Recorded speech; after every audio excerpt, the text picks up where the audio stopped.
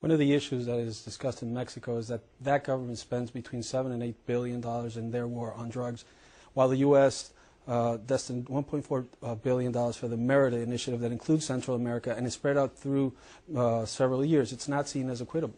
Well, first of all, I think it's important to recognize that my budget has actually sought to increase by about 50% the amount of money that we're spending.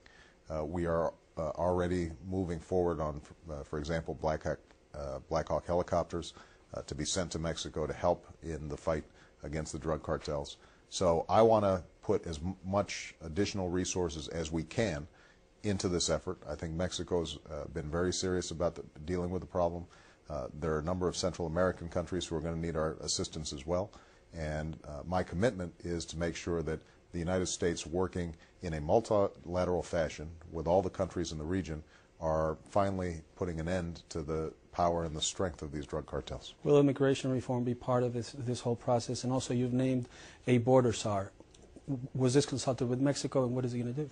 Well, the goal of the border czar is to help coordinate all the various agencies that fall under the Department of Homeland Security, and so that we are confident that the border patrols are working effectively, with ICE working effectively, with our law enforcement agencies.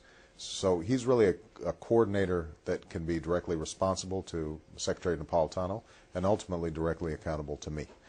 There has been a lot of interaction between Mexican officials and officials on our side of the border. And Janet Napolitano has already been there. She and John Brennan, who is part of my national security team, are currently there. We're going to continue to coordinate effectively. Now, immigration reform has to be part of a broader strategy to deal with our border issues. And as I've said repeatedly, I am a strong proponent of comprehensive immigration reform. I've already met with the Congressional Hispanic Caucus and committed to working with them to try to shape an agenda that can move through Congress. And this is something that I think is important, not just because of the drug cartel issue. It's important because of the human costs of an ongoing flow of illegal immigrants into this country. It's something that we need to solve.